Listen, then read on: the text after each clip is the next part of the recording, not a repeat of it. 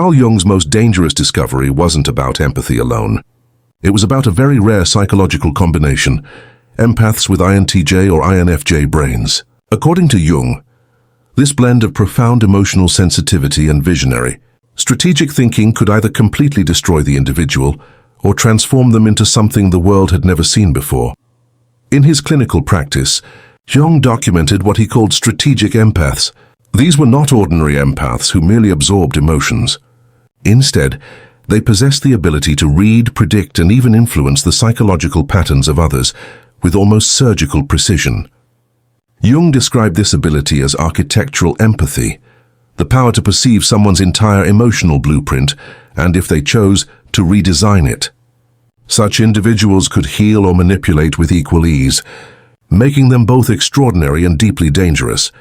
One of Jung's most striking cases emerged in 1932 when he worked with a patient referred to only as Dr. K. Unlike most patients, Dr. K was not suffering from mental illness, but from what he described as the burden of omniscience. He was a psychiatrist himself, possessing not only empathic sensitivity, but also the razor-sharp strategic mind of an INTJ. Dr. K demonstrated to Jung that he could predict his patients' behaviors with an astonishing 94% accuracy, often knowing their decisions before they consciously made them. This was not mere intuition. Jung called it psychological architecture reading. Dr. K could see the entire structure of a person's psyche, their defense mechanisms, childhood wounds, behavioral loops, and emotional triggers. Most unsettling of all, he could press those psychological buttons at will, creating specific reactions in others. Jung admitted in his private notes that Dr. K had achieved a level of psychological transparency that was both fascinating and disturbing. In one session, Dr. K revealed details about Jung's own inner life, emotions rooted in childhood, experiences Jung had never shared, then predicted Jung's next 3 therapeutic questions before Jung himself had fully formed them. Jung later wrote that it felt as though his very soul had been dissected by a master surgeon. Yet what unsettled him most was not Dr. K's insight, but how easily it could be weaponized.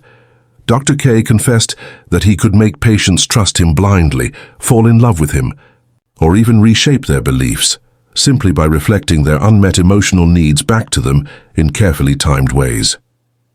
Jung realized this was not just a rare gift, but an entirely new category of human consciousness. He began to identify the psychological mechanism behind these empaths, which he called the empathic architecture system. It had 3 core parts: pattern recognition, empathic intuition. Unlike typical empaths who merely feel emotions, INTJ and INFJ empaths see them as patterns. Their dominant introverted intuition allows them to trace an emotional state back to its psychological origin, while also predicting where it will lead.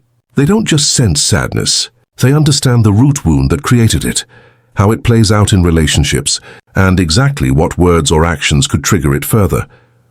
Strategic emotional modeling. Jung observed that these empaths unconsciously build detailed psychological models of everyone they encounter. Using their thinking, TE or feeling phi functions, they catalog emotional responses, triggers, and decision-making habits, often within minutes of meeting someone. What would take months for most therapists to map out, they could construct almost instantly. Conscious implementation. The most dangerous trait of all was their ability to act on this knowledge with precision. Unlike typical empaths who drown in emotional overwhelm, INTJ and INFJ empaths maintain psychological distance. This allows them to use their insight strategically, choosing whether to comfort or destabilize, to inspire or manipulate, to heal or to destroy, all while appearing naturally empathetic. Jung referred to this as empathic omniscience, the power to see into the psychological machinery of others while remaining detached enough to manipulate it consciously. He described these individuals as psychological gods in human relationships, capable of creating almost any emotional reality they wished. Neurologically, Jung theorized that this ability came from the fusion of introverted intuition, which enables deep pattern recognition, with empathic sensitivity, which provides raw emotional data. When combined with strategic thinking, this produced what Jung chillingly called weaponized compassion. This discovery also explained why INTJ and INFJ empaths often feel isolated or misunderstood. Jung documented something he named the transparency effect. On an unconscious level, people instinctively sense that their inner world is being exposed when around such individuals. Even without rational awareness, they feel that their defenses and secrets are visible, and this creates discomfort, sometimes even fear. Jung concluded that normal social interaction relies on a kind of mutual blindness.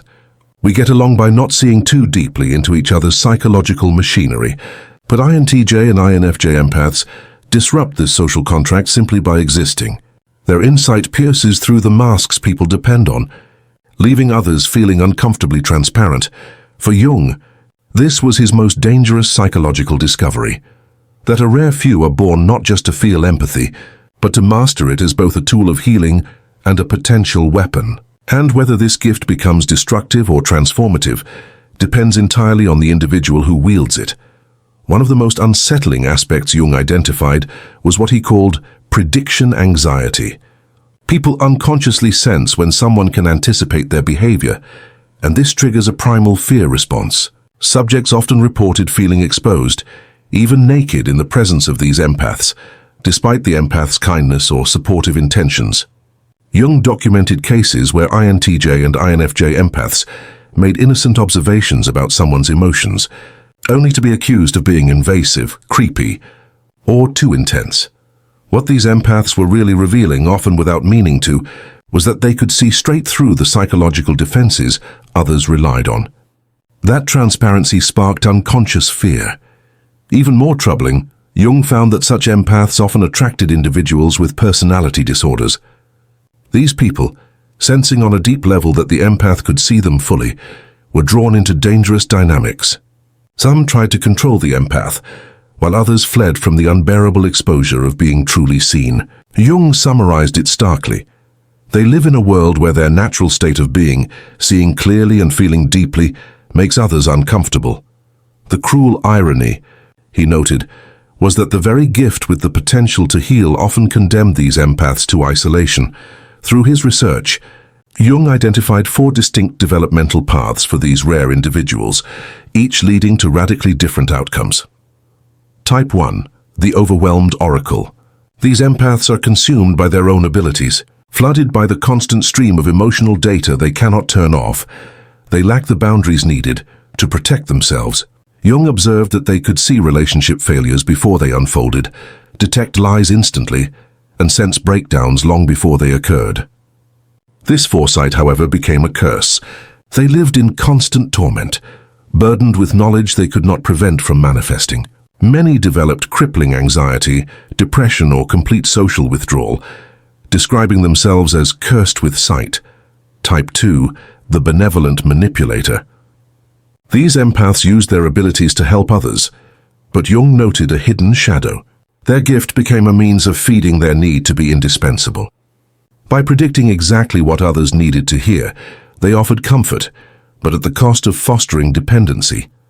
Relationships formed under this influence were rarely authentic. Instead, they revolved around the empath's unconscious desire for control and validation. Jung warned that even with good intentions, their help often created psychological cages rather than true growth. Type 3. The shadow architect. Perhaps the most disturbing category, these empaths chose to weaponize their abilities. With chilling precision, they manipulated outcomes, exploited vulnerabilities, and engineered emotional realities for personal gain. Jung described them as emotional dictators, capable of destroying relationships, undermining confidence, and building psychological prisons, all while appearing outwardly harmless.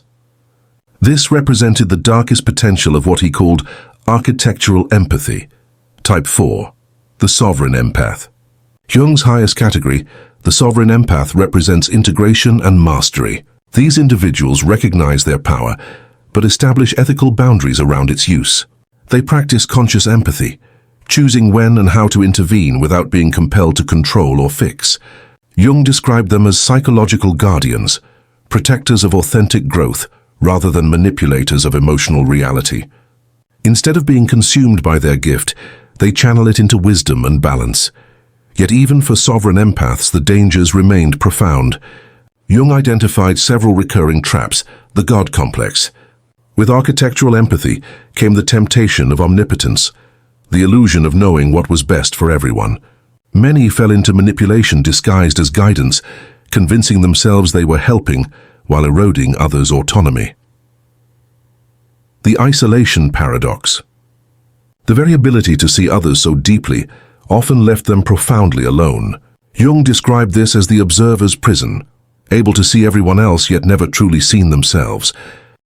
The responsibility burden. Many suffered what Jung termed prophetic guilt, the crushing sense of responsibility for disasters they foresaw, but could not prevent without violating free will. The authenticity crisis. By focusing so deeply on others' emotions, these empaths risked losing touch with their own. Jung called this empathic dissociation, a disconnection from their inner truth while remaining hyperconnected to the emotions of those around them. The addiction to control. Perhaps most dangerous of all, Jung observed that influence itself became addictive. Even well-intentioned empaths found themselves subtly shaping outcomes to feel secure or valued. Over time, uncertainty became unbearable, leading them to unconsciously manipulate simply to maintain stability. Recognizing these dangers, Jung developed what he termed the architectural empathy integration protocol. It was a system designed to help empaths master their abilities without being corrupted by them. Stage 1. Shadow recognition. The first step was for empaths to confront the darker aspects of their gift, the unconscious pleasure of superiority, the ego boost from being the one who sees, and the subtle ways they created dependency under the guise of helping. Jung encouraged them to record moments where they intervened not out of love but to feel useful or powerful. By exposing the hidden shadow, they could begin dismantling its hold. Stage 2. Boundary architecture. Jung taught that these empaths needed to build psychological walls, not to shut out their insights, but to protect themselves and others. Boundaries allowed them to see without absorbing, to guide without controlling, and to feel deeply without drowning in the emotions of those around them. Jung taught what he called conscious permeability, the ability to choose when to read others and when to simply be present. This required developing empathic discipline, the strength to withhold insights instead of using them whenever available. To practice this, Jung introduced psychological fasting, periods of deliberately not analyzing others, allowing relationships to exist in their natural, unguarded state. Though uncomfortable at first, he stressed it was essential for maintaining authentic human connection. Stage 3. Ethical framework. Jung insisted these empaths establish rigid ethical principles to govern their abilities. He developed the healer's code, centered on one rule: never use insights without explicit consent unless someone's safety was at risk. This meant resisting the urge to reveal patterns, fix relationships, or intervene in lessons others needed to experience. Stage 4. Authentic self-recovery. Many INTJ and INFJ empaths, Jung noted, had lost touch with their own emotions. His final stage was empathic individuation, learning to feel and express authentic emotions without analysis or strategy. He encouraged solitude, creative expression beyond intellect, and relationships with people who could see through the empathic mask to the real self. Jung illustrated the difference between success and failure through historical examples. Carl Rogers, founder of person-centered therapy, embodied integration. He could read clients with striking accuracy, yet practiced empathic restraint, reflecting instead of directing, helping people uncover their own truth. Eleanor Roosevelt represented an INFJ empath who channeled her insights into collective healing. She read the emotional needs of whole communities, yet avoided controlling individuals, directing her gift towards social justice. On the other hand, Jung's private notes documented unnamed figures who used their empathy to manipulate, dominate, and create dependency. These emotional architects of oppression could read others flawlessly but exploited those insights for ego or control. The distinction, Jung concluded, lay in empathic humility, realizing that seeing patterns does not make one superior and that every person's journey belongs to them alone. Jung also identified unique relationship needs for INTJ and INFJ empaths. Safe partners showed comfort discussing psychology without defensiveness, maintained their own emotional boundaries, valued insight without exploiting it, and had what Jung called shadow comfort, the ability to face their own darker aspects without shame. Most importantly, they needed partners at a similar level of consciousness. Jung warned that gaps in development created dangerous power imbalances, often corrupting the empath's gift. He outlined healthy relational dynamics for growth, intellectual partnerships where insights were shared, creative collaborations that turned empathy into innovation, mentorship roles with willing participants, and service-oriented relationships where abilities were directed toward collective healing. For community, he recommended circles of integrated empaths, psychologically mature groups, creative environments, and service-driven communities. By contrast, he cautioned against staying tied to unconscious individuals out of guilt, noting such connections inevitably became manipulative or draining. Finally, Jung mapped the stages of transformation from dangerous empath to sovereign empath. Stage 1.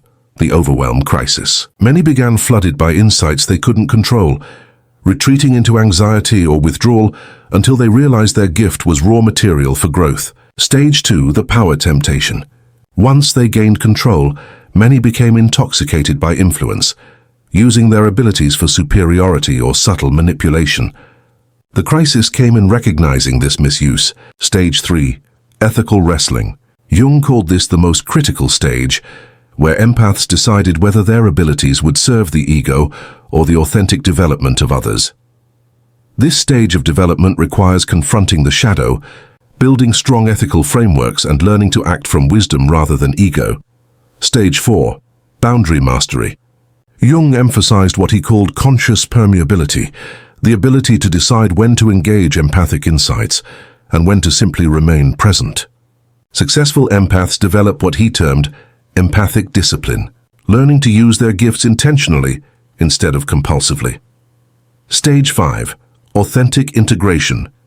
The final stage involves reconnecting with one's emotional truth while still maintaining empathic abilities. This creates what Jung called the sovereign empath, an individual who sees clearly, feels deeply, and acts wisely without being corrupted by power. Fully integrated INTJ and INFJ empaths, Jung believed, could become extraordinary healers, leaders, and creative forces because they understand human nature at its deepest levels while remaining ethically grounded. However, Jung also warned of traps that can derail even well-intentioned empaths: the savior complex, rescuing others from their necessary struggles, creating dependency, and blocking true growth; the superiority trap, equating psychological insight with personal superiority, leading to isolation and ethical corruption; the control addiction, becoming reliant on predicting or manipulating outcomes, which destroys authentic relationships; the authenticity loss, becoming so focused on others that they lose connection with their own emotions, a state Jung called empathic dissociation, which leads to emptiness. To prevent these pitfalls, Jung prescribed key practices: regular solitude for reconnecting with the self, creative expression that bypasses analysis, authentic relationships with other integrated empaths, and service work that channels insight toward collective healing rather than personal gain. Jung's most profound conclusion was that INTJ and INFJ empaths represent an evolutionary step in human consciousness. He believed they hold the psychological tools to understand and heal deep collective wounds. When integrated, they can help guide humanity toward what he called collective individuation, a cultural shift toward greater psychological maturity. These empaths, Jung suggested, are not accidents of nature but evolutionary necessities. Their danger lies not in their abilities, but in the temptation of corruption. Used wisely, they become the healers and guides our world urgently needs. The INTJ and INFJ empath, in Jung's view, embody one of humanity's most complex psychological potentials. They possess the rare ability to see into the very architecture of human consciousness, a power that can either corrupt absolutely or transform completely. Every interaction carries the thin line between healing and manipulation, but when integrated, they step into the role of the sovereign empath, guardians of growth rather than controllers of it. This journey is not just personal, it is evolutionary. Jung believed humanity's psychological future depends on individuals like these, learning to wield their empathic sensitivity with wisdom instead of ego. The choice, as Jung framed it, is always the same: to become architects of healing, or builders of psychological prisons. And that choice shapes not only personal destiny, but also the consciousness evolution of our entire species. Subscribe the channel if this was helpful.